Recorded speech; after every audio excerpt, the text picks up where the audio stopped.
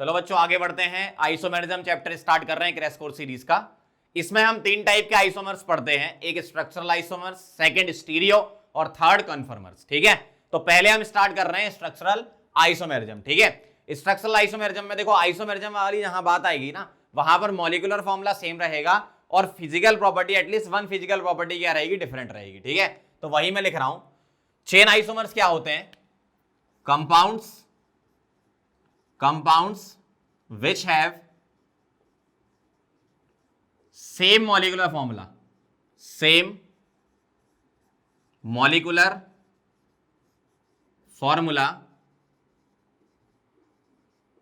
but have different parent chain. Parent chain क्या रहेगी, different रहेगी, तो वो क्या हो जाएंगे, चेन आइसोमर। अगर आइसोमर की बात आती है तो उसमें आपको क्या चेक करना है, देखना ध्यान से। मॉलिक्यूलर फॉर्मूला क्या रहा करेगा, सेम। मॉलिक्यूलर फॉर्मूला सेम मतलब मॉलिक्यूलर वेट क्या रहेगा, सेम। वेपर डेंसिटी m/2 होता है, ये भी क्या रहेगी, सेम। क्या चीज डिफरेंट रहेगी, एटलीस्ट वन फिजिकल और केमिकल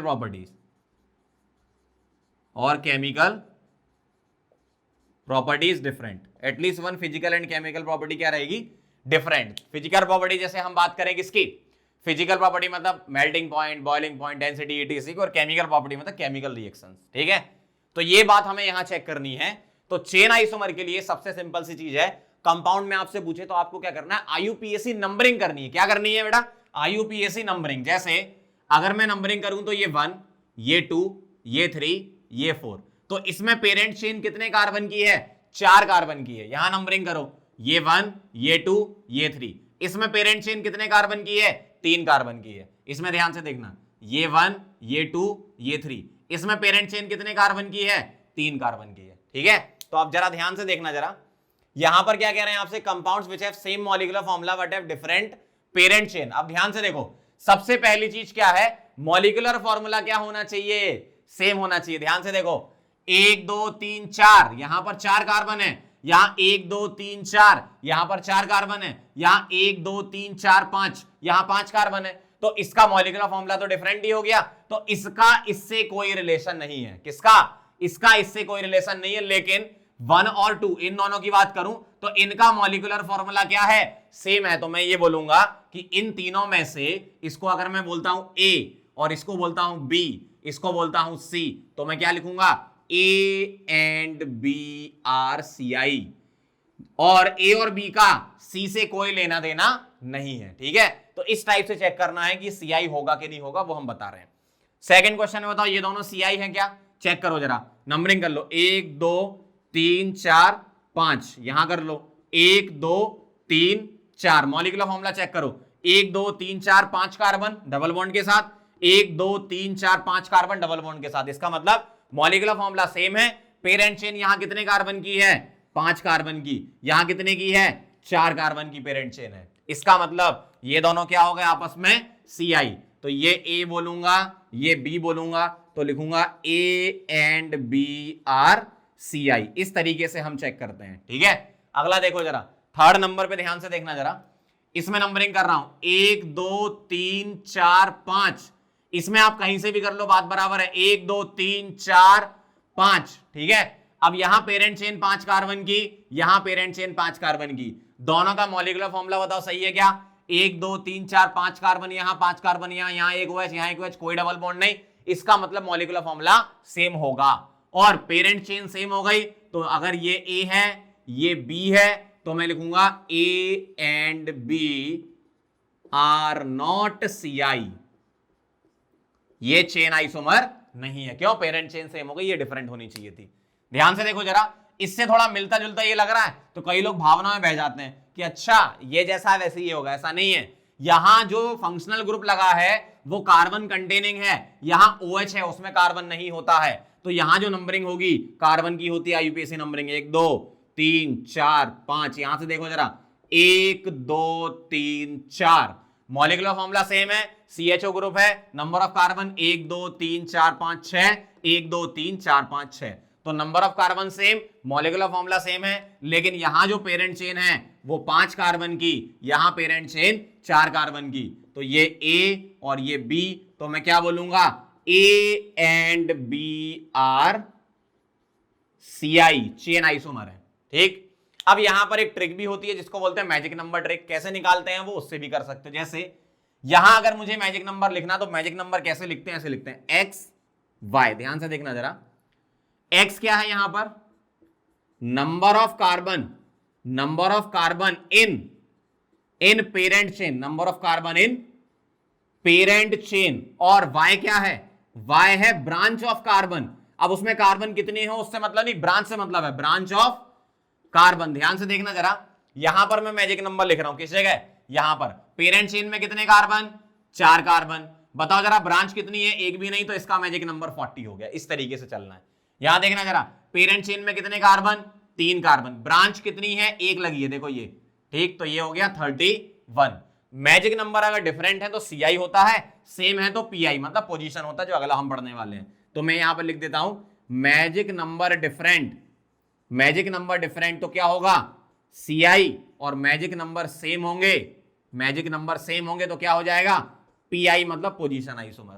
ठीक, तो यहां मैजिक नंबर डिफरेंट है, इसका तो कोई रिलेशन ही नहीं है, ये तो मॉलिक्यूलर फॉर्मूला ही सेम नहीं था तो आइसोमर है ही नहीं वैसे भी। ठीक है, यहां देखना जरा, इसमें आप बताओ जरा मेन चेन में कितने कार्बन, 5, ब्रांच कितनी है, एक भी नहीं, 50। यहां पेरेंट चेन में 4 और ब्रांच कितनी लगी है, एक ब्रांच लगी है, तो ये क्या हो गया आपका 41। 50 और 41 डिफरेंट मतलब CI थे ये। ठीक, इस तरीके से चेक करना है। यहां देखो जरा, इसका मैजिक नंबर क्या आ रहा है 5। कोई ब्रांच लगी क्या, आप बोलोगे सर OH लगी, ये नहीं देखना, आपको कार्बन की ही ब्रांच देखनी है, बाकी किसी से मतलब नहीं, OH हो हेलोजन हो कुछ भी उससे मतलब नहीं है।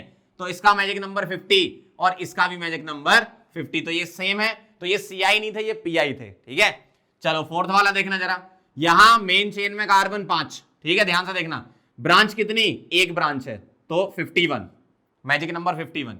यहां मेन चेन में 4 कार्बन और ब्रांच कितनी है, मैं इसको एक ब्रांच बोलूंगा, ऐसा नहीं कि सर इसमें 2 कार्बन है, कार्बन नहीं लेना, क्या लेना, ब्रांच लेना है, तो ब्रांच तो मैं एक बोलूंगा ना, इथाइल मतलब 41। तो ये दोनों डिफरेंट है, इसका मतलब ये CI है। तो ये मैजिक नंबर ट्रिक होती है, इसको भी आप लगा के CI और PI के लिए होती बस ये है ना, आप CI और PI में डिफरेंस पता कर सकते हो। ठीक है, अगर कभी ऐसा होता है कि चेन आइसोमर और पोजीशन आइसोमर में आपको सिलेक्ट करना हो तो अभी मैं पोजीशन आइसोमर पढ़ा दूं, उसके बाद मैं दोनों की प्रायोरिटी भी आपको बता दूंगा। ठीक है, इसको नोट कर लो पहले।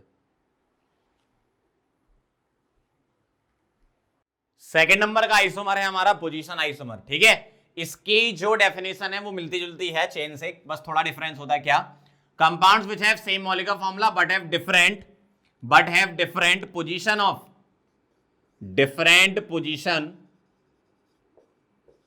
of branch और फंक्शनल ग्रुप। और यहां जो फंक्शनल ग्रुप है वो कौन से वाले हैं, जिसमें कार्बन नहीं होता है। ठीक है, या क्या हो सकता है यहां पर डबल और ट्रिपल बॉन्ड भी हो सकता है। ठीक है, डबल और ट्रिपल बॉन्ड भी चलेगा। और इसमें एक चीज ध्यान रखने वाली बात क्या है कि parent chain must be same, parent chain same है, ये चेक करना जरूरी है। ठीक है, जैसे क्वेश्चन में अप्लाई करके देखेंगे ये सारे क्वेश्चन। एक काम करता हूं, मैं इन सभी क्वेश्चन को मैजिक नंबर ट्रिक से कर देता हूं ताकि चेन और पोजीशन हम मैजिक नंबर ट्रिक लगा के करा करेंगे। ठीक है, ध्यान से देखना जरा, पहले नंबरिंग कर लो जरा आईयूपीएसी वाली 1 2 3, यहां पर ये 1 ये 2 और ये 3, ऐसी नंबरिंग होगी। यहां मेन चेन में कितने कार्बन है, 3, ब्रांच कितनी है कार्बन की, एक भी नहीं, ये तो क्या है क्लोरीन है ना, कार्बन की ब्रांच एक भी नहीं मतलब 30। यहां देखो 3 और कार्बन की एक भी ब्रांच नहीं मतलब 30। Magic number same, molecular formula check करते जाना सेम है, तो A and B are PI position isomer. इस तरीके से आप चेक करोगे। अगला देखना जरा, इसकी नंबरिंग करो 1 2 3 4, इसकी कहीं से भी कर लो बात बराबर, 1 2 3 4। पेरेंट चेन में 4 कार्बन, कार्बन की ब्रांच बताओ, एक भी नहीं मतलब 40, और इसका भी 40, मतलब ये दोनों आपस में क्या है, A and B are PI। ठीक है, पोजीशन आइसोमर। अगला देखना जरा ध्यान से, इसकी नंबरिंग करो 1 2 3 4, यहां करो 1 2 3 4, मॉलिक्यूलर फॉर्मूला सेम है, मैजिक नंबर 40, क्यों ये ब्रांच कार्बन की नहीं है OH है, यहां भी मैजिक नंबर 40 सेम है, तो क्या लिखूंगा A एंड Br PI। इस तरीके से चेक करना है, बहुत आसान होता है ये, ठीक है। अगला देखना जरा इसको 1 2 3 4 5, मैजिक नंबर 51, क्यों ये कार्बन की ब्रांच आ गई, एक मिथाइल है ना, यहां कहीं से भी कर लो नंबरिंग, बात बराबर है। 1 2 3 4 5, इसका भी 51, तो A and Br PI, A and Br PI, ये हम रिंग में भी लगा सकते हैं, ठीक। जैसे अगर मुझे इसकी नंबरिंग करनी तो 1 2 3 4 5 6, ऐसा हो गया, यहां कर लो 1 2 3 4 5 6, यहां नंबरिंग 1 2 3 4 5 6, इसका मैजिक नंबर 60, क्यों कार्बन की ब्रांच नहीं है, क्लोरीन है ये, इसका मैजिक नंबर 60 और इसका भी मैजिक नंबर 60, तो लिखूंगा A B and C R PI, ठीक है। ये ध्यान रखने वाली बात है। एक बात और है, अगर चेन और पोजीशन में कभी ऐसा लगे आपके आप फंस गए, आपको चेन भी लग रहा है पोजीशन भी लग रहा है, तो चेन की प्रायोरिटी ज्यादा होती है किससे, पोजीशन से, ध्यान रखना, ठीक है, प्रायोरिटी। अभी मैं आपको जो जो आइसोमर होता जाए उसकी प्रायोरिटी लिखा दूंगा, फिर फाइनल जितने हम स्ट्रक्चरल पढ़ लेंगे सबकी हम एक साथ प्रायोरिटी भी याद कर लेंगे, ठीक है। फटाफट से इसको नोट करो, फिर आगे बढ़ते हैं। आगे बढ़ते हैं थर्ड नंबर के आइसोमर पे, जिसको बोलते हैं मेटामेरिज्म। डेफिनेशन उसी जैसी है, compound which have same molecular formula but have different arrangement of atoms और groups from either side of bridging functional group तो ठीक है, ये ब्रिजिंग फंक्शनल ग्रुप क्या होता है, BFG। तो BFG ऐसा होता है, ब्रिजिंग फंक्शनल ग्रुप कैसा दिखता है, ब्रिजिंग फंक्शनल ग्रुप वो ग्रुप है जिसके लेफ्ट और राइट साइड कार्बन की झमाझम चेन चले, बस उसको बोलते हैं ब्रिजिंग फंक्शनल ग्रुप। कई बार H वगैरह भी आ जाता है, ठीक है। ध्यान से देखना जरा, जैसे अगर मैं ब्रिजिंग फंक्शनल ग्रुप लिखूं तो कैसे, ईथर है भाई, जानते हो ना ईथर, लेफ्ट साइड और राइट साइड कार्बन की चेन चलती है, थायो ईथर हो गया, 2 डिग्री अमीन हो गया, 3 डिग्री अमीन हो गया, कार्बोनाइल हो गया, ठीक, एस्टर हो गया, एनहाइड्राइड हो गया, SO3 हो गया। इस टाइप के जो ग्रुप होते हैं जिसके लेफ्ट और राइट साइड कार्बन की चेन चले, उसको हम क्या बोलते हैं, ब्रिजिंग फंक्शनल ग्रुप बोलते हैं। जैसे अब चेक कर लो जरा, मुझे चेक करना है इनमें रिलेशन मेटामर्स है कि नहीं है, तो आप क्या करो, ब्रिजिंग फंक्शनल ग्रुप को पकड़ो, ये पकड़ा, इसके लेफ्ट साइड कितने कार्बन है, 1 2 3, राइट साइड कितने हैं, ये मिथाइल लगा है 1, इधर देखना जरा, इसके लेफ्ट साइड कितने हैं 2, राइट साइड कितने हैं 2, इस तरीके से चेक करना आपको, है ना। इसके लेफ्ट साइड कितने हैं, 3 कार्बन है, लेकिन उसमें क्या है, ब्रांच है, ठीक है, ध्यान रखना, और यहां राइट साइड कितने कार्बन है, 1। तो आप देखो जरा, डिफरेंट अरेंजमेंट ऑफ एटम और group from either side of bridging functional group बन रहा है सभी में। कैसे, इसके लेफ्ट साइड 3 कार्बन, लेकिन 3 कार्बन की क्या है, नॉर्मल, मतलब स्ट्रेट चेन है ये, ठीक है, जबकि यहां 3 की ब्रांच है, तो ये अलग अलग ग्रुप कंसीडर किए जाते हैं। इसका मतलब आप तीनों में देख लो डिफरेंट अरेंजमेंट आ रहा है, यहां 3 एक आ रहा है, यहां 2 2 आ रहा है, यहां 3 एक, और 3 में भी ब्रांच और नॉर्मल। इसका मतलब मैं क्या बोल सकता हूं direct, A B and C are metamers, ठीक है, इस तरीके से। अगला देखना, SO3 को पकड़ो, SO3 को पकड़ा, देखना ध्यान से, SO3 में सल्फर से पहले बेंजीन जुड़ी है और ऑक्सीजन से साइक्लोहेक्साइल है, जबकि यहां पर क्या, सल्फर से साइक्लोहेक्साइल जोड़ दिया और उधर बेंजीन फिनाइल ग्रुप जोड़ दिया, ठीक। इसका मतलब दोनों का अरेंजमेंट डिफरेंट हो गया, तो मैं यहां भी बोल सकता हूं क्या, A and B are metamers. इस तरीके से चेक करना आपको, है ना, मेटामर्स, ठीक, बहुत आसान है। अगला देखना जरा, एस्टर दिख रहा है, एस्टर, ये यहां से लेकर यहां तक ये एस्टर है ना, तो left side 1 carbon, right side 1 carbon, यहां देखो एस्टर दिख रहा है, ये लेफ्ट साइड हाइड्रोजन और राइट साइड 2 कार्बन कर दिए, तो डिफरेंट अरेंजमेंट हो गया, तो मैं लिख दूंगा यहां क्या, A and B are metamers. इस तरीके से चेक करना बहुत आसान होता है, बस एक बार आपको पढ़ा होना चाहिए, है ना, ये थोड़ा इंपॉर्टेंट है, ध्यान से देखना जरा।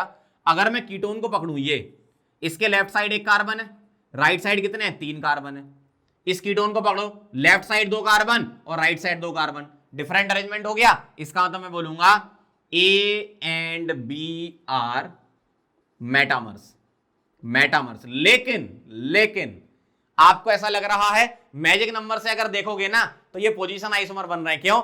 इसका मैजिक नंबर क्या आएगा? 1 2 3 4 5, इसका 1 2 3 4 5 मैजिक नंबर, इसका भी 50 और इसका भी 50। तो आप बोलोगे सर ये पोजीशन आइसोमर है। यस, पोजीशन आइसोमर भी है, लेकिन अगर सिंगल करेक्ट में आता है तो आपको फिर प्रायोरिटी ध्यान रखनी है, और प्रायोरिटी जो होती है, प्रायोरिटी जो है वो मेटामर की ज्यादा होती, किससे? पोजीशन से। तो अभी तक जो हमने प्रायोरिटी पढ़ ली वो क्या क्या है? मेटामर, चेन और देन पोजीशन। मेटामर, चेन और पोजीशन, अभी तक की जो अपन ने तीनों पढ़े उसमें ये प्रायोरिटी है। ठीक है, चलो इसको नोट करो, फिर आगे बढ़ते हैं। चलो आगे बढ़ते हैं 4th नंबर के आइसोमेरिज्म पर, जिसको बोलना है अपन फंक्शनल आइसोमेरिज्म। डेफिनेशन कॉमन ही है, क्या?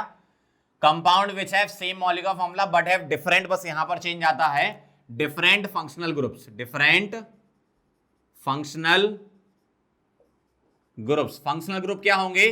डिफरेंट होंगे, मॉलिक्यूलर फॉर्मूला क्या होगा? सेम होगा। लेकिन कुछ मैं कॉमन आपको एफआई लिखवा देता हूं जो मोस्ट ऑफ द एग्जांपल में आपको देखने को मिलेंगे, तो पहले से याद होंगे तो काम हो जाएगा आपका। क्या? सम कॉमन एफआईज लिख रहा हूं मैं, सम कॉमन फंक्शनल आइसोमर्स। जैसे पहला है, एल्कोहल का फंक्शनल आइसोमर होता है ईथर, ठीक। सेकंड है एल्डिहाइड का कीटोन, एल्डिहाइड एंड कीटोन ये आपस में क्या है? एफआई है। तीसरा है एसिड एस्टर, कार्बोक्सिलिक एसिड और एस्टर हो गया, ये एफआई हो गए। चौथा है 1 degree 2 degree and 3 degree amine, ये एफआई होते हैं। 5वें नंबर पर है अल्काइन एंड डाइईन, 2 डबल और 1 ट्रिपल, ये आपस में एफआई होते हैं।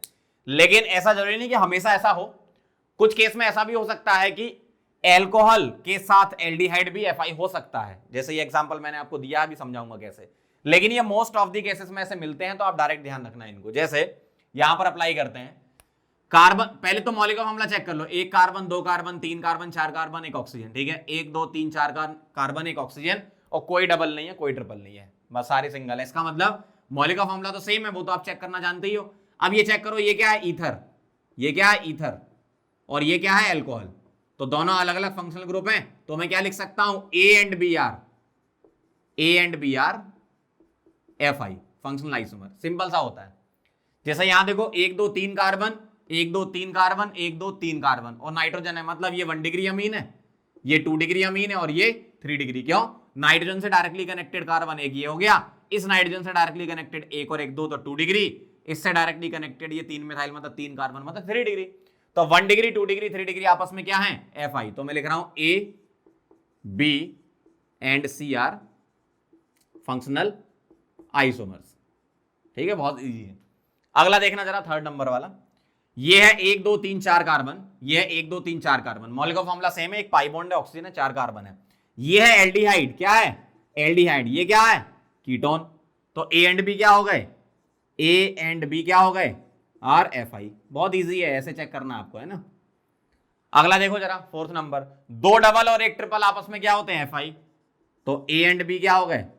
ए एंड बी आर एफआई। इस तरीके से आप चेक करते जाओ, बस सिंपल है।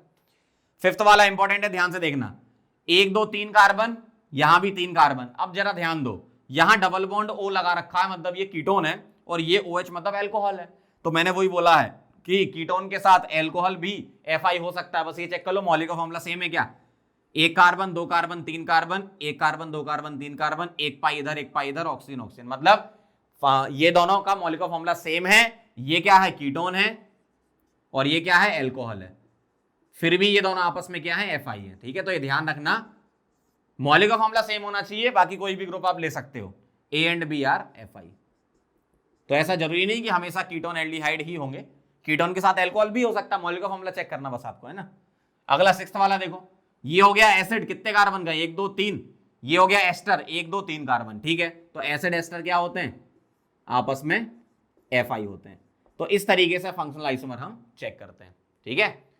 तो अभी तक जो हमने चारों पढ़ लिए हैं उसकी प्रायोरिटी भी लिख लो, अभी तक जो हमने चारों पढ़े हैं उसकी प्रायोरिटी क्या है? F M C P, functional, metamer, chain, position. ठीक है, अभी दो और पढ़ेंगे फिर अपन एक साथ सबकी लिखेंगे, मतलब रिंग चेन आइसोमर और टॉटोमेरिज्म भी पढ़ लेंगे तो सारे के सारे स्ट्रक्चरल आइसोमर अपने कवर हो जाएंगे। ठीक है, इसको नोट करो फिर आगे बढ़ते हैं। चलो आगे बढ़ते हैं। पूरे स्ट्रक्चरल आइसोमेरिज्म का सबसे इंपॉर्टेंट टॉपिक है टॉटोमेरिज्म। डायरेक्ट एग्जाम में क्वेश्चन आता है, बहुत इजी क्वेश्चन होता है। ठीक है, आराम से कर लोगे आप। टॉटोमेरिज्म की पहले हम डेफिनेशन लिखेंगे, देखना क्या लिख रहा हूं मैं। Intramolecular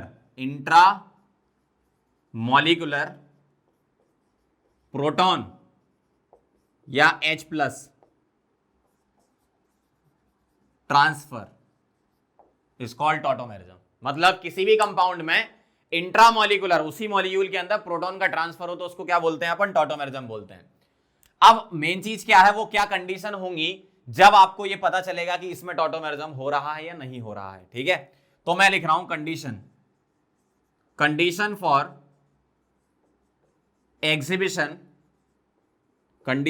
exhibition of tautomerism. Tautomer exhibit कर रहा है या नहीं कर रहा है टॉटोमेरिज्म। ठीक है, और अपने सिलेबस में जो हम पढ़ते हैं वो यूजुअली कीटोइनॉल के बारे में पढ़ते हैं, बाकी 2-3 और एक्स्ट्रा मैं आपको लिखवा दूंगा। तो condition for exhibition of tautomerism ये मैं लिख रहा हूं किसमें? इन कीटोइनॉल। कीटोइनॉल एक टॉटोमेरिज्म का टाइप है, अभी अपन इसको डिटेल में डिस्कस करेंगे। इन कीटोइनॉल टॉटोमेरिज्म की अगर मैं बात करूं तो कंडीशन क्या है, मतलब कीटोन में आपको चेक करना पड़ता है यूजुअली। तो कंडीशन ये है, पहली कंडीशन ये है कि अल्फा कार्बन जो है वो sp3 हाइब्रिडाइज्ड होना चाहिए। ठीक, और दूसरी कंडीशन ये है कि alpha carbon should contain hydrogen. Alpha carbon should contain at least 1 hydrogen, जिसको हम क्या बोलते हैं? अल्फा H बोलते हैं। तो सीधा सीधा सा है, अल्फा कार्बन चेक करो sp3 होना चाहिए। ये कैसे चेक करोगे sp3 को? 4 सिग्मा होना चाहिए। ठीक है, 4 सिग्मा होना चाहिए और अल्फा H होना चाहिए, तो हम बता देंगे कि कीटोइनॉल इसमें एग्जिबिट होगा। अब हम बात कर लेते हैं कीटोइनॉल के डिटेल में डिस्कशन। देखो क्या, अगर मैं आपसे बोलूं कीटोइनॉल टॉटोमेरिज्म के बारे में, तो कीटोइनॉल टॉटोमेरिज्म में क्या होता है, आपको कीटो दिया जाएगा और पूछेंगे कि ये एग्जिबिट करेगा कि नहीं करेगा। पहले अपन वो सीख लेते हैं, फिर अपन बनाना भी सीख लेंगे। तो कीटोइनॉल टॉटोमेरिज्म में क्या होता है, जैसे मान लो आपसे बोला है चलो बताओ ये टॉटोमेरिज्म एग्जिबिट करेगा कि नहीं करेगा, तो ठीक है अभी अपन क्या कर रहे हैं? एग्जिबिशन की बातें कर रहे हैं। तो ध्यान से देखना जरा, अगर मैं इस कीटो को पकड़ूं, ठीक है, तो इसका अल्फा कार्बन कौन सा? ध्यान से देखना जरा, ये कार्बन क्या है? अल्फा कार्बन है। ये कार्बन भी क्या है? अल्फा कार्बन है। तो कहीं भी एक जगह अल्फा कार्बन मिल जाए और उस पे H मिल जाए, तो यहां पर कितने H हैं? 3 H हैं। एक भी होता तो काम हो जाता, और इधर भी 3 H हैं। कहीं भी एक तरफ एक भी H हो गया और अल्फा कार्बन sp3 हो गया, मतलब टॉटोमेरिज्म एग्जिबिट करेगा। तो इसके बारे में मैं लिखूंगा यस करेगा। ठीक, और देखो जरा, अगर आपसे बोला जाए बताओ ये टॉटोमेरिज्म एग्जिबिट करेगा क्या? बिल्कुल करेगा। कैसे? ध्यान से देखना जरा, सी डबल बॉन्डों को पकड़ा मैंने, इसको पकड़ो जरा, ये कार्बन अल्फा कार्बन है, ये कार्बन अल्फा कार्बन है, लेकिन इस पर H नहीं है, इस पर क्या लगे हैं? ये 3 मिथाइल लगे हैं। जबकि यहां पर क्या मिलेंगे आपको? H मिलेंगे। तो ये sp3 भी है और अल्फा H भी मिल गए, मतलब ये एग्जिबिट करेगा। इस तरीके से आप चेक करते हो। ठीक है, तो कीटोइनॉल में अगर मैं डिफरेंट केसेस बना दूं आपके लिए, तो ध्यान से देखना जरा। केस 1, अब हम पढ़ेंगे 1,3 सिस्टम के बारे में, 1,3 सिस्टम, और केस 2 एक होता है 1,5 सिस्टम। ध्यान से देखना जरा, है ना। बेसिकली आपको कीटोइनॉल पे फोकस करना है, बाकी और 2-3 हैं जो मैंने बताया, मैं आपको लिखवा दूंगा। ठीक है, केस 1 क्या है? 1,3 सिस्टम, और केस 2 है 1,5 सिस्टम। ध्यान से देखना जरा, ये जो एग्जांपल है ये 1,3 सिस्टम के एग्जांपल है। जैसे सपोज मैं आपसे ऐसे लिखता हूं, ध्यान से देखना जरा, मैंने ऐसे लिख रखा है, ठीक, इसका मुझे टॉटोमर बनाना है, तो हम क्या करते हैं, इसको 1 लिखेंगे, इसको 2 लिखेंगे। अब ये भी 3 हो सकता है और ये भी 3 हो सकता है, मतलब ऑक्सीजन को 1 करना है, उससे जुड़े कार्बन को 2 लिखना है, और इस तरफ 3 दो या इस तरफ 3 दो, कहीं भी दे सकते हो। तो मैं इस तरफ 3 ले लेता हूं, ठीक है, इस तरफ 3 ले लेता हूं, बना के बताऊंगा मैं। देखो तो करना क्या है, 3 पर जो 2 H है उसमें से 1 H बाहर कर रहा हूं, यहां 2 H होंगे, 1 H बाहर कर रहा हूं। यहां देखो क्या लिखा है, इंट्रामोलिकुलर प्रोटॉन ट्रांसफर। तो मैं क्या करूंगा, 3 से H को कहां भेजना है? 1 पे, और 1,2 का बॉन्ड शिफ्ट करना है कहां? 2,3 पे। बहुत सिंपल सी चीज है। क्या करना है, 3 से H 1 को दे दो, 1,2 का पाई बॉन्ड 2,3 पर शिफ्ट कर दो, बस ये काम करना आपको, है ना। फिर से पढ़ लो क्या लिखा मैंने, ये 3 से H1 पे 1,2 का पाई बॉन्ड कहां दे जाना है, 2,3 पे। और जो टॉटोमर है वो डायनेमिक इक्विलिब्रियम में होते हैं। डायनेमिक इक्विलिब्रियम का मतलब क्या है, इंटर कन्वर्टिबल होते हैं ये। और टॉटोमर और रेजोनेंस में बेसिक डिफरेंस यही है कि रेजोनेटिंग स्ट्रक्चर को आप सेपरेट नहीं कर सकते, जबकि टॉटोमर को आप सेपरेट कर सकते हो डिफरेंट कंडीशन पे, ठीक है, ध्यान रखना आप। तो क्या करना है, 3 से H कहां चला जाएगा, 1 पे, और 1,2 का बॉन्ड कहां चला जाएगा, इधर। ऐसा आप ऐसा भी कर सकते थे कि इसको 3 दे दो, कोई दिक्कत नहीं, यहां से H यहां पहुंचा दो, तो आपको यहां पर एक तो ये स्ट्रक्चर मिलेगा, इसके अलावा एक दूसरा स्ट्रक्चर भी मिलेगा। अभी तो हम सिर्फ बात कर रहे हैं सिस्टम समझने की, 1,3 सिस्टम में क्या होता है, 1,5 में क्या होता है। तो समझ गया 1,3 सिस्टम में क्या होता है, 3 से H1 पे और 1,2 का पाई बॉन्ड 2,3 पे शिफ्ट कर दो। 1,5 सिस्टम कब लगता है, जब 1,3 सिस्टम फेल हो जाए। जैसे अगर मैं आपके सामने ऐसा लिखता हूं, ध्यान से देखना, अगर मैंने आपके सामने ऐसा लिखा CH3 CH double bond CH single bond C double bond O और यहां लगा दिया मैंने H, ऐसा लिख दिया मैंने, ठीक है। अब आप बोलेगे सर ये तो कीटोन नहीं है, ये तो एल्डिहाइड है। तो एल्डिहाइड और कीटोन को सेम कैटेगरी में रख के समझा देते हैं अपन टॉटोमेरिज्म में, ठीक है। अब देखो मैं क्या कर रहा हूं, इसको 1 लिखूंगा, इसको 2 लिखूंगा, इसको 3 लिखूंगा। जैसे ही मैंने ये देखा कि 3 वाला sp2 है, तो तुरंत दिमाग में आना चाहिए कहीं 5 पर sp3 तो नहीं मिल रहा। तो ये 3 पर डबल आ रहा है, तो ये 4 हो जाएगा और ये क्या हो जाएगा 5। तो 5 से H को मैं क्या कर रहा हूं, यहां पर ऐसे लिख रहा हूं, ये 2 और एक H यहां। 5 से H को 1 पे भेज दो, 1,2 का बॉन्ड 2,3 पे और 3,4 का 4,5 पे। तो इसमें क्या बनेगा, ऐसा बनेगा डायनेमिक इक्विलिब्रियम, मतलब इंटर कन्वर्टिबल। और यहां आ जाएगा CH2 double bond CH single CH double bond C, यहां OH और इधर H। देखो ऐसा दिखेगा अब आपको। ऐसे और भी सिस्टम हो सकते हैं, 1,3 1,5 1,7 1,9 ऐसे ऑड में चलते जाना आप। मतलब 3 पर अगर sp2 है तो अपन क्या करेंगे, 5 चेक करेंगे, 5 पर sp2 होता तो हम 7 चेक करते, 7 पे sp2 होता तो हम 9 चेक करते। ऐसे ऑड नंबर में चले जाओ, बस कॉन्जुगेशन बनते रहना चाहिए आपका, डबल सिंगल डबल अल्टरनेट आना चाहिए। जैसे यहां देखो डबल सिंगल डबल और फिर फिफ्थ वाला sp3 हो गया था, ऐसे चेक करना है, ठीक है। अब मैं एग्जीबिशन के 1-2 क्वेश्चन और पूछ रहा हूं आपसे, बताना, बताओ ये वाला टॉटोमेरिज्म एग्जिबिट करेगा क्या, ये वाला टॉटोमेरिज्म एग्जिबिट करेगा क्या, बोलो। क्या करोगे आप, सबसे पहले 1,3 पे चेक करोगे। ये जो कंडीशन है ये 3 पर थी और 5 पर और 7 पर और 9 पे, सबके लिए वैलिड है, ना। ध्यान से देखना जरा, ये 1 ये 2 ये 3, अच्छा ये भी 3 था, कोई भी ले लो, बात बराबर है। अब मुझे एक बात बताओ, अच्छा 3 पर तो sp2 आ गया, डबल बॉन्ड आ गया ना, sp2 आ गया, तो ये चेक कर लो कहीं 5 पर sp3 तो नहीं है, बिल्कुल है, 5 वाला sp3 है और 2 H भी लगे हैं इसमें, इसका मतलब ये टॉटोमेरिज्म एग्जिबिट करेगा। इस तरीके से समझ रहे हो बात को। एक और देख लो जरा, बताना, CH3 CH double bond CH single bond CH double bond CH single bond C double bond O H, क्या ये टॉटोमेरिज्म एग्जिबिट करेगा, ध्यान से देखना जरा। 1 2 3 sp2 डबल बॉन्ड है ना, sp2 4 5 अगेन sp2 6 7 sp3, ये क्या मिल गया, sp3 और H मिल गया, मतलब ये भी टॉटोमेरिज्म एग्जिबिट करेगा। समझ रहे हो कैसे चेक करना है, आपको C डबल बॉन्डो को पकड़ना है, अल्फा कार्बन मतलब उसका तीसरा नंबर वाला, क्योंकि नंबरिंग हम ऑक्सीजन को 1, उससे कनेक्टेड कार्बन को 2 और अल्फा वाले को 3, मतलब जो डबल बॉन्ड से कनेक्टेड डायरेक्टली कनेक्टेड उसको 3 देते हैं। अगर 3 वाला sp2 आया तो चले जाओ किस पर, 5 पर, 5 sp2 तो 7 पर, 7 sp2 तो 9 पर, ऐसे चलते जाना आप, ठीक है। बेसिकली आपको जेईई मेन और नीट के लिए 1,3 और 1,5 सिस्टम, बस इतने में ही काम हो जाएगा आपका। चलो एक और बताओ, क्या ये टॉटोमेरिज्म एग्जिबिट करेगा, क्या ये टॉटोमेरिज्म एग्जिबिट करेगा, बताओ जरा, ध्यान से देखना जरा। ये 1 है, ये 2 है, ये 3 sp2 4 वाला 5 वाला भी sp2, अगर इसको 6 भी देते तो 7 है ही नहीं इसमें, मतलब यहां से चलो 1 2 3 4 5 या यहां से चलो 1 2 3 4 5, तो थर्ड वाला जो है वो sp2 है, मतलब ये टॉटोमेरिज्म एग्जिबिट नहीं करेगा, ठीक है। टॉटोमेरिज्म के और भी नाम है, उसको भी ध्यान रखना। टॉटोमेरिज्म का एक नाम होता है डेस्मोट्रोपिज्म, डेस्मोट्रोपिज्म, प्रोटोट्रॉपी, प्रोटोट्रॉपी,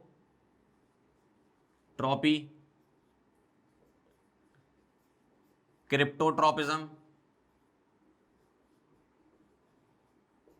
एलिलोट्रॉपिज्म, तो ये और भी इसके नाम है ना, तो ये आप ध्यान रखना। तो एक बार फिर से रिवाइज कराता हूं क्योंकि बहुत इंपॉर्टेंट है ये। टॉटोमेरिज्म में आपको बेसिकली किस पर फोकस करना है? कीटो इनॉल सिस्टम पर फोकस करना है। कीटो का मतलब क्या होता है? सी डबल बॉन्डो, और इसका जो टॉटोमर बनता है वो इनॉल। इनॉल कहां से आया? देखो ये डबल बॉन्ड है ना, तो in plus all, E drop कर दो तो क्या बन गया? इनॉल। तो इसलिए मैंने नाम बोला था इसको कीटो इनॉल। तो ये फॉर्म होता है कीटो क्योंकि सी डबल बॉन्डो है, और इनॉल मतलब सी डबल सी के साथ OH हो जाएगा। ठीक, तो आपको फोकस करना है किस पर?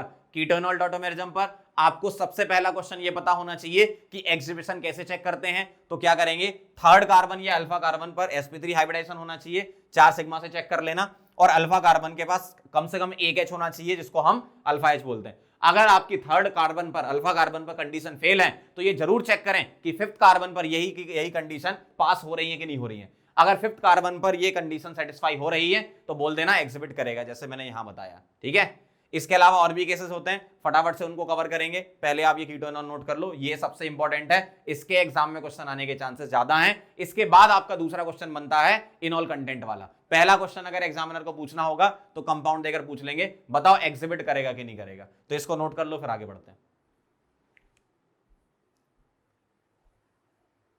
चलो आगे बढ़ते हैं। 1,3 सिस्टम के कुछ और एग्जांपल्स हैं, ज्यादा डिटेल में तो नहीं, बस आपको एक बार देखना है कि ये वाले टॉटोमर भी होते हैं। ठीक है, बाकी मेन फोकस आपको इस पूरे के पूरे टॉपिक में कीटो इनॉल पे रखना और इनॉल कंटेंट पे रखना। ठीक है, तो मैं फिर से एक और बार बता देता हूं, रिवाइज हो जाएगा। कीटो इनॉल से अपन शुरू कर रहे हैं, सारे के सारे सिस्टम अपन पढ़ेंगे। तो 1,3 सिस्टम में कीटो इनॉल की बात कर रहा हूं। जैसे मान लो मेरे पास ये कीटोन है CH3 C डबल बॉन्डो CH3। ठीक है, तो इसका अगर मुझे इनॉल बनाना है तो कैसे बनाओगे? इसको दे दिया मैंने 1, इसको दे दिया 2, और किसी को भी दे दो आप 3। ठीक है, किसी को भी आप क्या करो? 3 दे दो, क्योंकि सेम है। 3 से H कहां भेजना है? 1 पे। 1 2 का बॉन्ड 2 3 पे शिफ्ट करना है, तो ऐसा दिखेगा। 3 से H 1 पे और 1 2 का बॉन्ड कहां पे? 2 3 पे शिफ्ट कर देंगे तो ऐसा दिखेगा। मतलब एक्चुअल में हो क्या रहा है, जैसे मेरे पास अगर इस टाइप का कोई सिस्टम है, X single Y double Z, यहां H लगा है, तो एक्चुअल में H Z पे जा रहा है और ये पाई बॉन्ड यहां शिफ्ट हो रहा है। ठीक है, तो इस तरीके से ये बन रहा है। कैसे बन रहा है? ऐसे बन रहा है। मतलब एक्चुअल में हो क्या रहा होगा, अगर अपन थोड़ा सा मैकेनिज्म समझे तो बेसिक मीडियम में मैकेनिज्म भी होती है, एसिडिक में होती है। मैं बेसिक से समझा देता हूं। बेसिक मीडियम में क्या, बेस आएगा तो ये H+ उड़ा जाएगा। बेस क्या करेगा? यहां से H+ उड़ाएगा तो ये एनाइन बना लेगा ऐसा, और ये एनाइन क्या करेगा? रेजोनेंस करेगा इस तरीके से। ठीक, तो ऐसा दिखेगा X double Y single Z negative, और इसको वापस H मिल जाएगा तो ये बन जाएगा। तो ओवरऑल अगर मैकेनिज्म की बात करें तो H+ हट के एनाइन बनेगा, और वो एनाइन क्या करेगा? रेजोनेंस करके Z पे नेगेटिव बनाएगा, फिर ऐसा बनेगा। ठीक है, इस तरीके से अपन बता सकते हैं इसको। ठीक, नाइट्रोसो ऑक्साइन क्या होता है? ध्यान से देखना। नाइट्रोसो होता है इस तरीके से, CH3, यहां ले रहा हूं मैं CH2 N डबल बॉन्डो, इसको क्या बोल रहा हूं मैं? नाइट्रोसो। ठीक है, ध्यान से देखना जरा, ये क्या है? नाइट्रोसो, और इसका ऑक्साइन क्या बनेगा? 1,3 सिस्टम लगाओ, ऑक्सीजन को 1 दे दो, इसको 2 दे दो, और इसको 3 दे दो। 3 से H कहां भेज दो? 1 पे, और 1 2 का बॉन्ड कहां शिफ्ट कर दो? 2 3 पे। तो ऐसा दिखेगा CH3 CH double bond N single OH। ये नाइट्रोसो होता है। ये क्या है? नाइट्रोसो, और इसका नाम क्या है? ऑक्साइम। एक नाइट्रोसो तो दूसरा क्या है? ऑक्साइम है। ठीक है, ध्यान से देखना जरा। अगला देखो, नाइट्रो ऐसी नाइट्रो, सेम ऐसी ले लेता हूं, CH3 CH2 N double bond O, यहां नेगेटिव और यहां प्लस, ऐसा है। ठीक है, अब देखना जरा, इसको मैं 1 दे रहा हूं, इसको 2 और इसको 3। 3 से H 1 पे, 1 2 का बॉन्ड कहां शिफ्ट कर दो? 2 3। बहुत सिंपल है, हर बार यही कर रहे हैं यार अपन। देखो CH3 CH double bond N single OH, यहां माइनस यहां प्लस, समझ रहे हो? अरे बहुत आसान है। अमाइड इमाइडोल देखना जरा, ये थोड़ा अलग टाइप का, ध्यान से देखना। जैसे लिखा है CH3 C double bond O NH2। ठीक है, और इसका मुझे टॉटोमर बनाना है, तो हम क्या करते हैं? इसको 1 दिया, इसको 2 दिया, इसको 3 देंगे, इसको 3 नहीं देंगे। क्यों? जो एनाइन बनता है उसकी स्टेबिलिटी पे डिपेंड करता है। यहां बनाया था एनाइन, तो H कहां से निकालना? जहां पर एनाइन स्टेबल होगा, तो N पे एनाइन स्टेबल होता है कंपैरिजन टू C। तो यहां से H भेज दोगे कहां? 1 पे, और 1 2 का बॉन्ड कहां शिफ्ट कर दोगे? 2 3 पे, तो आपको ऐसा दिखेगा। ठीक है, तो ये हो गया अमाइड, और ये इमाइडोल। ठीक है, इसका नाम क्या है? अमाइड नाम है, और इसका नाम क्या है? इमाइडोल नाम है। इधर क्या नाम था? इसको नाइट्रो बोलते थे, इसका नाम क्या है? AC nitro. कैसी नाइट्रो? AC nitro. अगला देखना जरा, इमीन एनामीन, ध्यान से देखो जरा। इमीन होता है CH3 CH2 CH double bond NH, ऐसा है इमीन। ठीक है, अब मैं क्या करूंगा? इसको 1 लिख रहा हूं, इसको 2, इसको 3। 3 से H1 पे 1 2 का बॉन्ड 2 3 पर शिफ्ट कर दो। फिर से बोल दो जरा मेरे साथ, 3 से H1 पे 1 2 का बॉन्ड 2 3 पर, 3 से H1 पे 1 2 का बॉन्ड 2 3 पर। देखो जरा, ये हो गया आपका इमीन और ये क्या हो गया, इन प्लस अमीन मतलब एनामीन। मतलब डबल बॉन्ड को इन बोलते हो, अमीन NH2 हो गया तो एनामीन। ठीक है, 1 2 सिस्टम का एक एग्जांपल आपको ध्यान रखना है, HCN का जो होता है 1 और 2 से H कहां भेज दो 1 पे, HNC होता है, ये ध्यान रखना। ठीक है, इसको मैं ऐसे भी लिख सकता हूं कोऑर्डिनेट बॉन्ड के फॉर्म में, तो ये याद रखने वाला है। जैसे 1 3 सिस्टम के बहुत सारे एग्जांपल है, वैसे 1 2 में आपको एक ध्यान रखना है।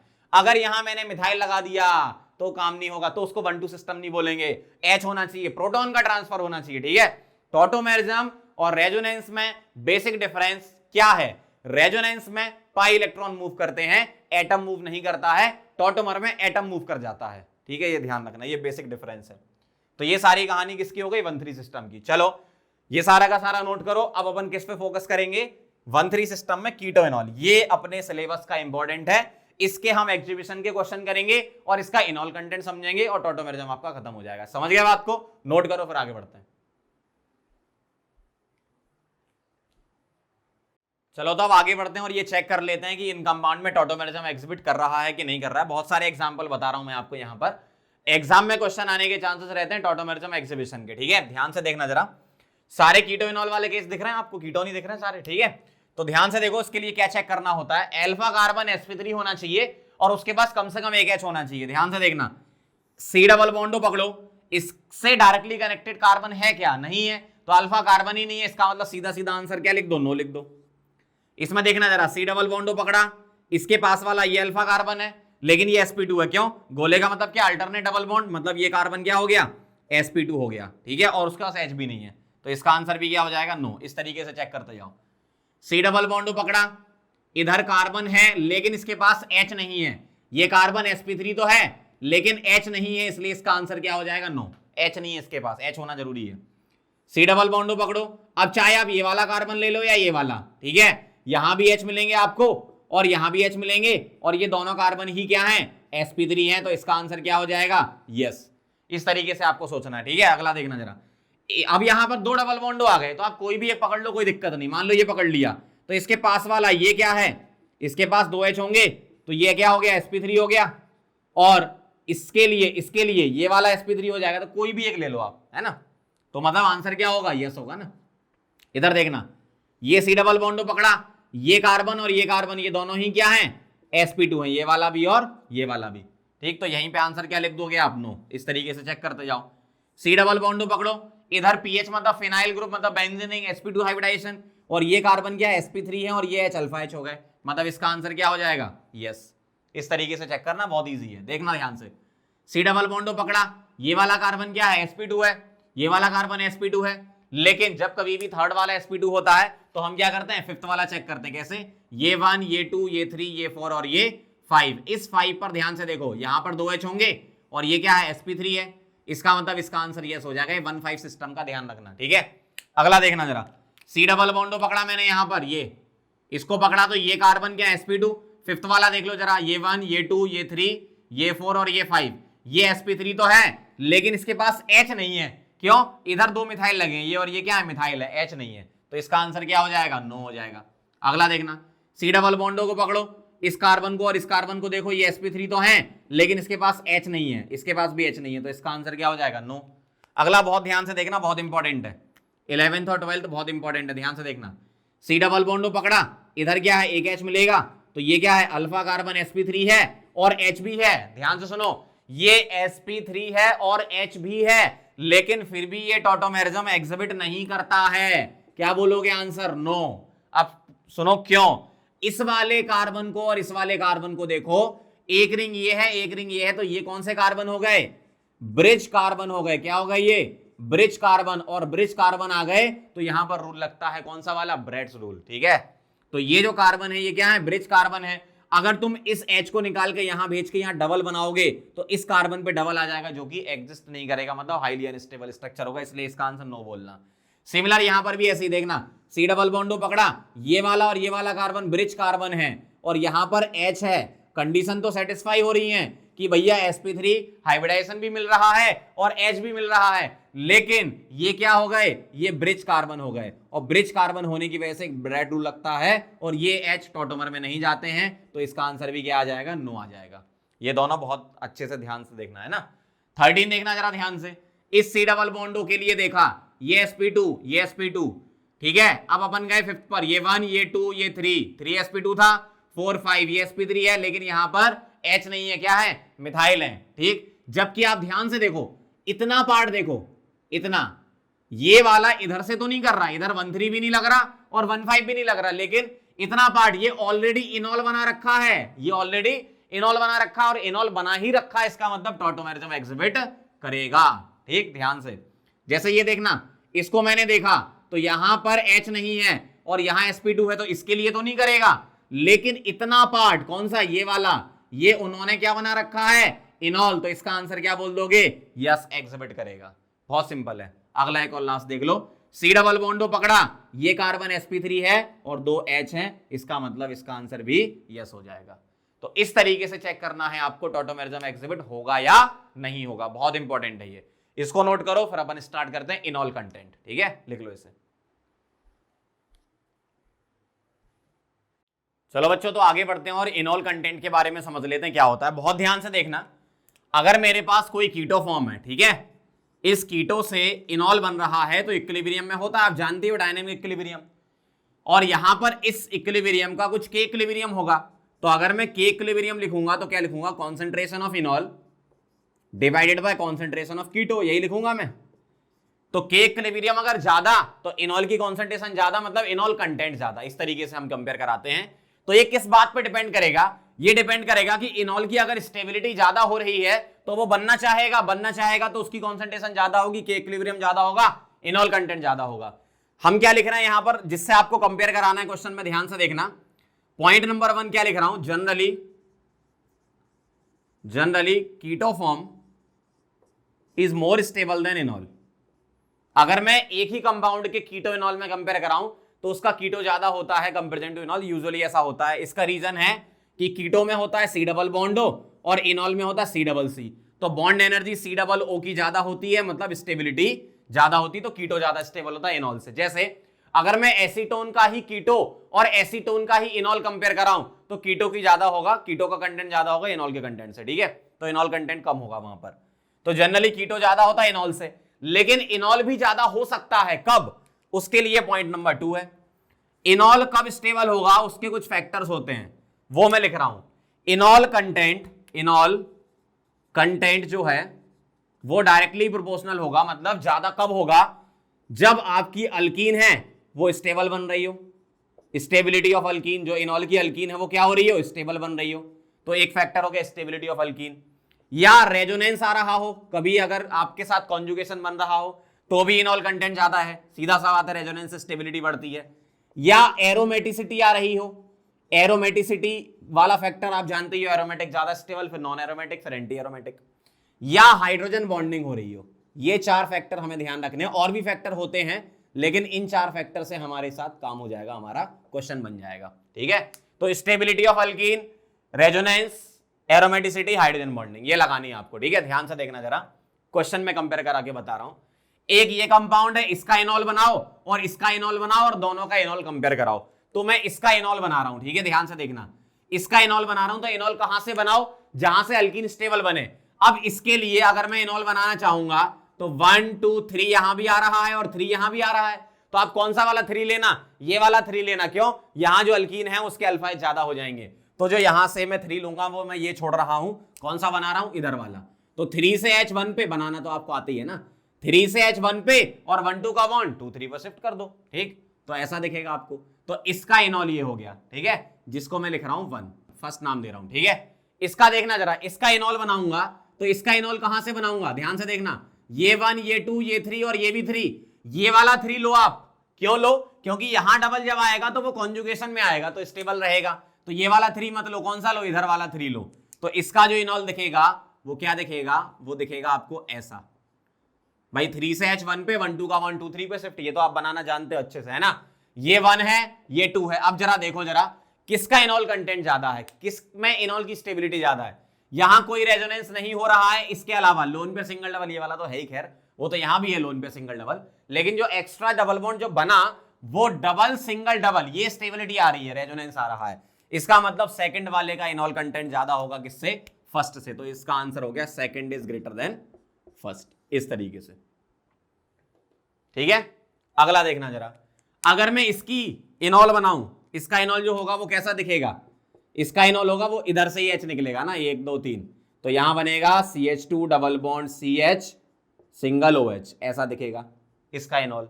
इसका इनॉल कैसा दिखेगा, कहीं से ही बना, बात बराबर है, ये 1 ये 2 और ये 3 ले रहा हूं, 3 से H1 पे, 1 2 का 1 2 3 पे, तो CH3C OH double CH2। But अब किसकी एल्कीन ज्यादा स्टेबल है, इधर एल्कीन पकड़ोगे तो कोई अल्फा H नहीं है, इधर ही एल्कीन पकड़ोगे तो ये 3 अल्फा H आ रहे हैं ये वाले। ठीक है, इसका मतलब अगर मैं इसको 1 नाम दूं और इसको 2 बोल दूं तो 2 इज मोर स्टेबल देन 1, मतलब इनॉल कंटेंट 2 का ज्यादा है किससे, 1 से। बहुत सिंपल है। तीसरा क्वेश्चन एक और देख लो जरा, अगर मैं इसका इनॉल बनाऊं, ध्यान से देखना, 1 2 कहीं से ही बना लो, तो यहां 3 दे रहा हूं, तो इसका जो इनॉल बनेगा वो बनेगा ऐसा।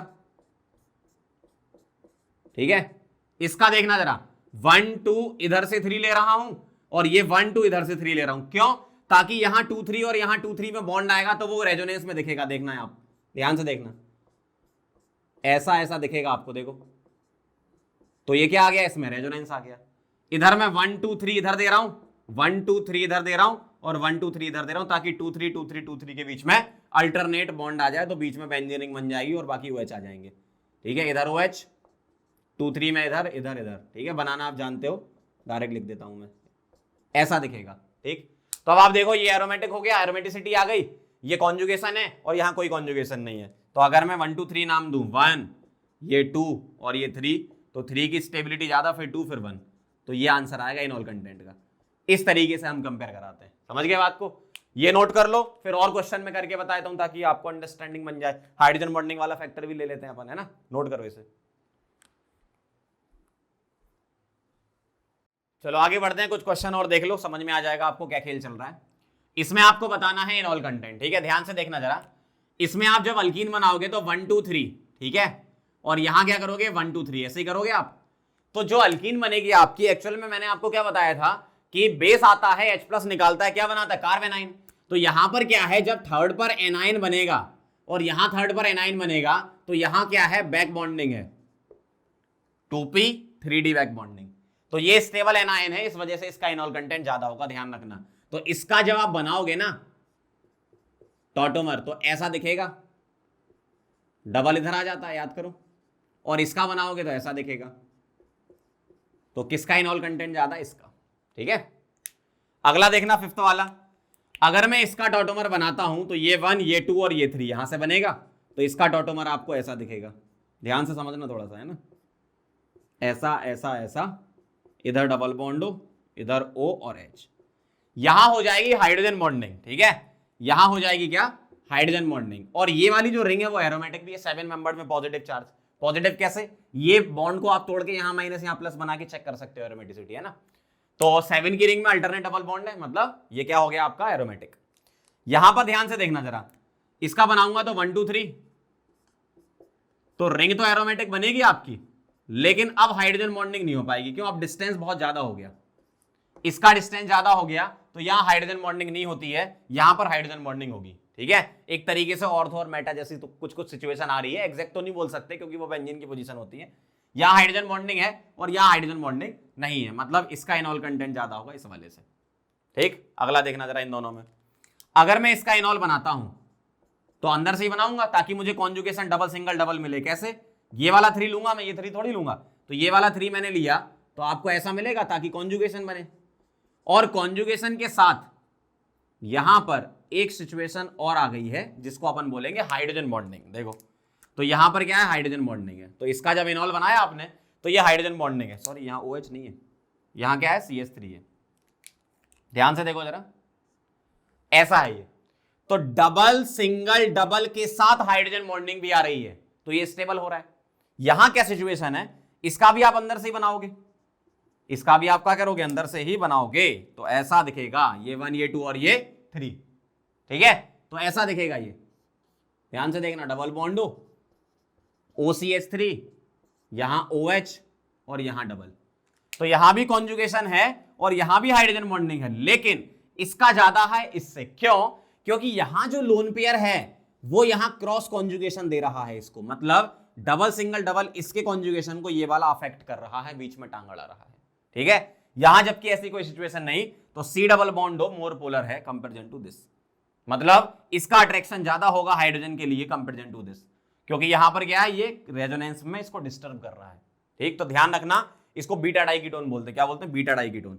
तो बीटा डाइकीटोन का इनॉल कंटेंट ज्यादा होता है किससे? कीटोन एस्टर से। इसका नाम है कीटोन एस्टर, क्योंकि यहां पर क्रॉस कॉन्जुगेशन हो जाता है। ठीक, फटाफट से इसको नोट करो, फिर आगे बढ़ते हैं।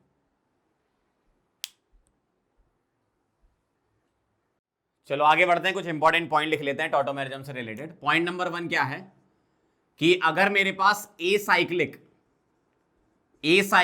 अल्फा डाइकीटोन दिया जाए, अल्फा डाई कीटोन, तो acyclic alpha diketone का मतलब साइकिल नहीं है, तो acyclic alpha diketone में आपसे पूछेंगे कीटोइनॉल में, तो इसका जो कीटो फॉर्म होता है वो एंटी में एग्जिस्ट करता है ऐसा। ठीक है, तो इसका इनॉल बहुत कम बन पाता है। तो ये ध्यान रखना कि acyclic alpha diketone का कीटो स्टेबल है, इसका क्या स्टेबल है? कीटो स्टेबल होता है। लेकिन अगर मैं सेकंड पॉइंट लिखूं साइक्लिक अल्फा डाई कीटोन, तो इसका इनॉल स्टेबल होता है। ठीक है, cyclic alpha diketone, cyclic alpha diketone, तो इसका इनॉल स्टेबल है। ठीक, और साइक्लिक अल्फा डाई कीटोन जैसे मान लो मेरे पास ऐसा दिया हुआ है, ठीक है, तो इसका अगर मैं इनॉल बनाऊंगा तो इसका इनॉल कैसा बनेगा? इस तरीके से बनेगा, ये 1 ये 2 और ये 3, यहां डबल, इधर O H और यहां क्या है? डबल बॉन्ड हो। तो इसमें क्या हो जाता है, ये क्या है? लॉक है। लॉक मतलब रिंग है, तो ये रोटेट नहीं हो सकता बॉन्ड, इसका मतलब ये फिक्स रहेगा, तो हाइड्रोजन बॉन्डिंग कर लेगा। जबकि यहां पर क्या था, ये जो सिंगल बॉन्ड या सिग्मा बॉन्ड है ना, इससे क्या है, रोटेशन हो जाने की वजह से एंटी में एग्जिस्ट करता है। क्या है ये? एंटी फॉर्म है इसका, एंटी फॉर्म बोलते हैं इसको। तो अल्फा डाइकीटोन एंटी में एग्जिस्ट करता है, इनॉल इसका बहुत कम बनता है, जबकि beta diketone alpha diketone cyclic अगर है तो ऐसा हो जाता है। अगर मैं बीटा डाइकीटोन की बात करूं थर्ड नंबर पे, a cyclic beta diketone, a cyclic beta diketone, इसका ए साइक्लिक वाला इंपॉर्टेंट, तो अपन ए साइक्लिक ही लिखेंगे। तो ए साइक्लिक बीटा डाइकीटोन का इनॉल स्टेबल होता है। कैसे? ध्यान से देखना जरा, इस तरीके से है। तो मैं क्या कर रहा हूं, इसका बना लेते हैं फॉर्म। क्या? ये 1 ये 2 ये 3, क्यों? ये वाला इसलिए लिया ताकि कॉन्जुगेशन मिल जाए। तो इसका क्या है, इस तरीके से दिखेगा, OH डबल बॉन्ड हो और यहां पर डबल, और यहां क्या हो जाएगी? Hydrogen bonding. ठीक है, तो इसमें क्या था? कीटो स्टेबल। इसमें क्या है? इनॉल स्टेबल। इनॉल स्टेबल मतलब इनॉल कंटेंट बहुत ज्यादा होता है, और इसका भी क्या है? इनॉल स्टेबल है। तो ध्यान रखना, अल्फा डाइकीटोन और बीटा डाइकीटोन के इंपॉर्टेंट पॉइंट्स, बहुत इंपॉर्टेंट है ये सच में। ठीक है, तो अल्फा डाइकीटोन में अगर मैं बात करूं किसकी? ए साइक्लिक की, तो keto stable, cyclic alpha diketone, enol stable, ring बन जाती है, चीलेशन हो जाता है, मतलब हाइड्रोजन बॉन्डिंग हो जाती है इंट्रामोलिकुलर। और ए साइक्लिक बीटा डाइकीटोन में भी ऐसा होता है। समझ के बाद को इनॉल कंटेंट कैसे कंपेयर कराना है, फिर से मैं रिवाइज करा देता हूं। इनॉल कंटेंट इन बातों पर डिपेंड करता है, stability of alkyne, resonance, aromaticity, hydrogen bonding. ठीक है, और एक क्वेश्चन में मैंने और बताया था कि अगर जैसे Cl वगैरह लगा हो या हेलोजन वगैरह लगा दो, तो कार्बेनाइन की स्टेबिलिटी से भी चलते हैं, क्योंकि क्या होता है, मैकेनिज्म अपन कार्बेनाइन से भी समझाते हैं। बाकी एसिड कैटालाइज मैकेनिज्म भी होती है, लेकिन क्रैश कोर्स वाला वीडियो है तो इतना काफी है। टॉटोमेरिज्म में मेजर जो फोकस आपको करना है टॉटोमेरिज्म में, इनॉल कंटेंट ये वाला और कीटो इनॉल के एग्जीबिशन वाले। बाकी मैंने और भी लिखवा दिए थे, नाइट्रो एसी नाइट्रो, बस वो एक बार देख लेना कि वो भी एग्जिस्ट करते हैं। ठीक है, तो एग्जीबिशन का क्वेश्चन अगर आएगा, क्योंकि उसी के चांसेस सबसे ज्यादा है एग्जीबिशन वाले क्वेश्चन आने के। ठीक है, तो अगर वो क्वेश्चन आएगा तो आप आसानी से बना लोगे। ओके, चलो इसको नोट करो। फिर एक लास्ट और बचा रिंग चेन, वो भी कवर कर लेते हैं। चलो आगे बढ़ते हैं, रिंग चेन आइसोमर पे चलते हैं। रिंग चेन आइसोमर क्या होते हैं? कंपाउंड्स हैविंग, सिंपल सी डेफिनेशन लिख लेते हैं, compounds having same molecular formula, molecular weight same, vapour density same, और at least one physical chemical property different, वो आप जानते ही हो। Compounds having same molecular formula, one compound is chain या open chain and other is cyclic. ये ऐसे compound जिसमें एक क्या हो, चेन हो, और दूसरा क्या हो, साइक्लिक हो, तो वो क्या होता है? Ring chain. Molecular formula same होना चाहिए, बहुत सिंपल है। जैसे अगर मैं आपसे बोलूं ये बताओ, ये और ये आपस में क्या है, तो रिंग चेन है, एक चेन है एक रिंग है। देखो मॉलिक्यूलर का फॉर्मूला सेम, एक कार्बन दो कार्बन तीन कार्बन, एक कार्बन दो कार्बन तीन carbon, 2H 2H 2H 6H, 2H 3H 5 और एक यहां पर H है। तो मॉलिक्यूलर का फॉर्मूला सेम है, C3H6 इसका भी है और C3H6 इसका भी है। ठीक है, तो बहुत सिंपल होता है, एक चेन और एक रिंग होगी, खत्म बात। ठीक, अब इसमें इंपॉर्टेंट पॉइंट एक बनता है क्या, रिंग चेन आइसोमर्स, RCI लिख रहा हूं, ring chain isomers are also called functional isomers. ये ध्यान रखना, रिंग चेन आइसोमर को हम फंक्शनल आइसोमर भी बोलते हैं। ठीक है, तो रिंग चेन आइसोमर्स जो हैं वो फंक्शनल आइसोमर भी होते हैं, ये ध्यान रखना है। और इसमें क्या है, ये ध्यान रखना है कि DU सेम रहेगी, DU क्या रहेगी, सेम रहेगी। अब DU का मतलब क्या है यहां पे समझ लेते हैं। ठीक है, रिंग चेन में DU सेम रहती है, मॉलिक्यूलर फॉर्मूला सेम रहेगा तो DU सेम रहेगी, है ना।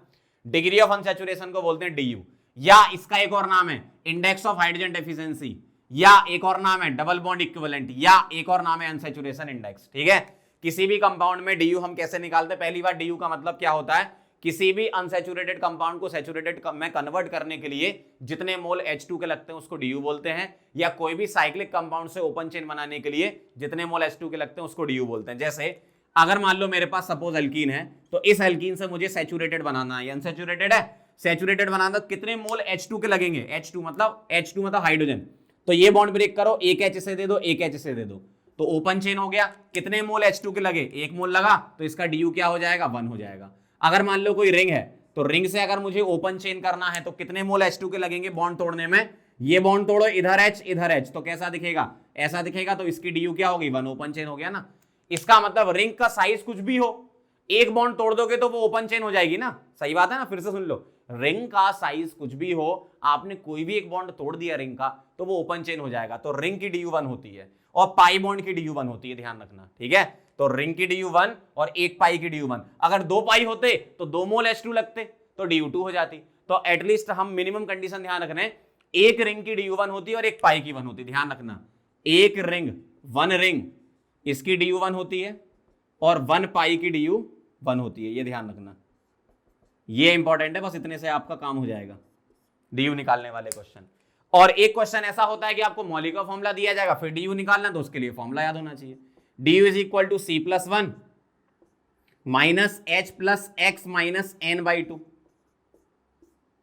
ये फॉर्मूला लगाना है। C क्या है, C है number of carbon atoms, number of carbon atoms, H क्या है, number of hydrogen atoms, X क्या है, नंबर ऑफ हेलोजन एटम्स, और N क्या है, नंबर ऑफ नाइट्रोजन एटम्स। अब इसमें क्या होता है, आपके दो टाइप के क्वेश्चन होते हैं, एक स्ट्रक्चर दिया जाएगा तो DU निकाल लेंगे और DU पूछ लेंगे, और एक क्या होगा, आपको मॉलिक्यूलर फॉर्मूला देकर DU पूछ लेंगे। स्ट्रक्चर में DU हम इसकी हेल्प से निकालेंगे और मॉलिक्यूलर फॉर्मूला दिया जाएगा तो हम ऐसे निकालेंगे। ठीक है, ये क्वेश्चन अभी मैं आपको करवाऊंगा। अच्छा, वापस आते हैं यहां पर, आइसोमेरिज्म में अपन ने सारे स्ट्रक्चरल कवर कर लिए, तो उनकी प्रायोरिटी भी याद कर लेना आप, क्या है, RT-FN-CP, ये सबकी प्रायोरिटी है। Ring chain, tautomer, functional, metamer, chain और पोजीशन, ये सारे एक साथ मैंने लिख दिए। और इनको याद करने की ट्रिक ये है कि रात में, RT मतलब रात में, ठीक है, FM आप जानते ही हो, ठीक है, रात में FM चलाओ प्यार से, इस तरीके से आप याद कर लेना, रात में FM चलाओ प्यार से। तो ये सारे के सारे प्रायोरिटी हो गई। तो कभी भी आपको कंफ्यूजन लगे, जैसे मान लो RCI को हम FI भी बोलते हैं, लेकिन आपसे ऑप्शन में दोनों दिए हैं, तो हम क्या करेंगे, प्रायोरिटी लगाएंगे, और रिंग चेन की ज्यादा होगी फंक्शनल से। ठीक है, इन सबके नाम तो पता ही है, ring chain, tautomer, functional, metamer, chain, position. जैसे अगर मैं टॉटोमर और फंक्शनल में देखूं तो टॉटोमर आइसोमर और फंक्शनल आइसोमर भी सेम होते हैं। ठीक है, अगर आप ध्यान से देखो तो फंक्शनल ग्रुप डिफरेंट होता है जब हम कीटो इनॉल बनाते हैं, तो टॉटोमर फंक्शनल में मुझे बताना है, तो टॉटोमर को प्रायोरिटी ज्यादा रखेंगे अपन। ठीक है, फटाफट से इसको नोट करो, फिर DU के कुछ क्वेश्चन करते हैं और फिर नंबर ऑफ आइसोमर के भी अपन क्वेश्चन करेंगे। ठीक है, लिख लो इसको। चलो आगे बढ़ते हैं, DU से रिलेटेड कुछ क्वेश्चन कर लेते हैं फटाफट से। फॉर्मूले वाले बता देता हूं और स्ट्रक्चर दिया हो तो बता देता हूं। ठीक है, ध्यान से देखना जरा, अगर फॉर्मूला दिया हो तो सीधा फॉर्मूला लगाएंगे, क्या, DU is equal to C+1 4+1 minus H plus x minus N by two, तो ये कितना हो गया 5 माइनस 4 इज इक्वल टू 1, सीधा सीधा सा। ठीक है, इसका देखना जरा, D U is equal to C plus 1 minus minus H plus x minus N by two.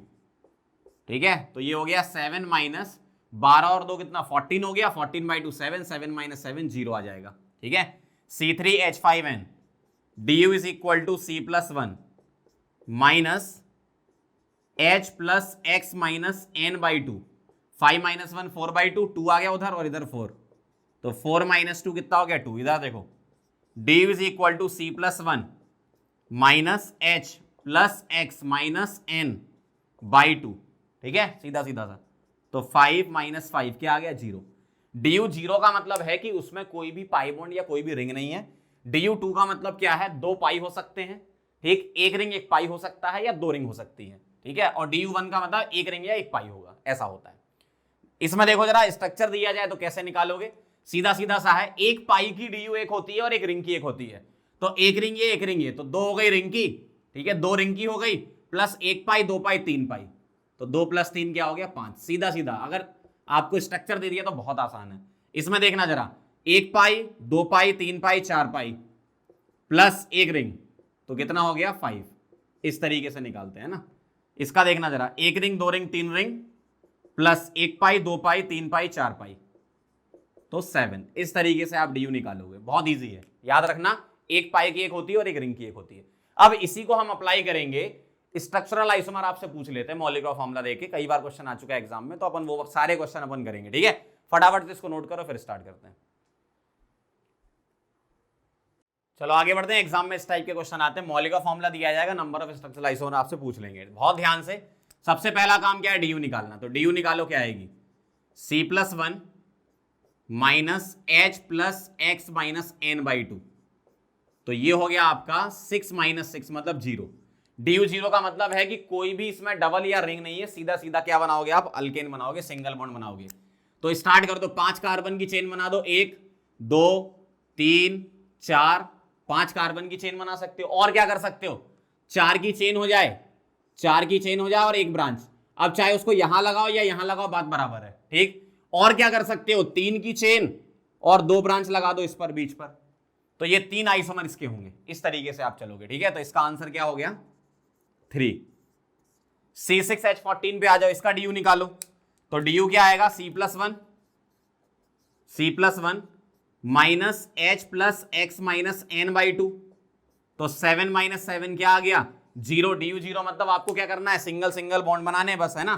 तो ध्यान से देखना जरा, 1 2 3 4 5 6 की चेन और 1 2 3 4 5 की चेन, एक ब्रांच लगा दो, अब यहां लगाओ, बात बराबर है। और इस ब्रांच को यहां लगा सकते हो, तो 5 की चेन हो जाएगी और ये ब्रांच यहां आ जाएगी।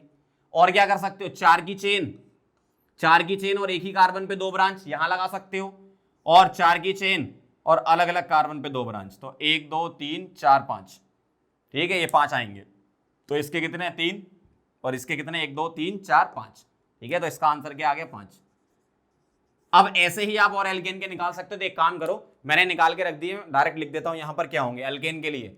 अगर अल्केन में एक ही कार्बन है, मतलब मीथेन, 2 कार्बन तो इथेन, 3 कार्बन तो C3H8, 4 कार्बन तो C4H10, ये सब अल्केन के फॉर्मूले हैं। C5H12, C6H14, ठीक है, C7H16, C8H18, C9H20, ठीक है, और C10H22, यहां तक आप याद रख सकते हो। तो कितने आइसोमर होते हैं, 1 1 1 2 3 5 9 18 35 और 75 75। ठीक है, जिसमें से आप यहां तक जरूर याद रखना C7H16 के 9 होते हैं। ठीक है, बहुत ध्यान से, ये क्वेश्चन एग्जाम में आ चुके हैं। अगर आपसे ये पूछ ले कि मिनिमम नंबर ऑफ कार्बन बताओ जब अल्केन आइसोमरिज्म स्टार्ट कर देगा, स्ट्रक्चरल आइसोमरिज्म जब स्टार्ट कर देगा, तो पहली बार कहां पर स्ट्रक्चरल आइसोमर बन रहा है, 2 स्ट्रक्चर बन रहा है ना, मतलब यहां से एग्जिबिट करेगा, ये तो एक एक स्ट्रक्चर होंगे, तो 4 कार्बन चाहिए अल्केन में, मिनिमम 4 कार्बन होना चाहिए अल्केन में स्ट्रक्चरल आइसोमरिज्म दिखाने के लिए। ठीक है, फटाफट से इसको नोट करो, फिर और क्वेश्चन करते हैं। चलो आगे बढ़ते हैं, कुछ और क्वेश्चन देखो फटाफट से क्या कह रहे हैं। Find number of structural isomer of C5H10। सबसे पहला काम du निकालना। du क्या आएगी C+1 minus H plus x minus n/2, सही है। तो ये हो गया 6 माइनस 5, क्या आ गया du1। अब du1 में क्या होगा, या तो पाई होगा या रिंग होगा। तो पहले मैं अल्कीन बना रहा हूं, ठीक है, 5 कार्बन की, 1 2 3 4 5।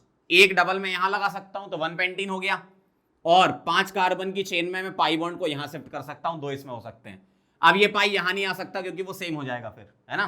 तो एक ही हो गया, एक ही हो गया। अब 4 कार्बन की चेन और एक ब्रांच लगा दी। अब एक डबल में यहां, एक यहां और एक यहां लगा सकता हूं। तो एक डबल यहां, एक यहां, और एक कहां हो गया, इधर। तो 1 2 3 4 5 हो गए, ठीक। ये स्ट्रक्चरल आइसोमर बता रहा हूं, ठीक है। 1 2 3 4 5 स्ट्रक्चरल हो गए।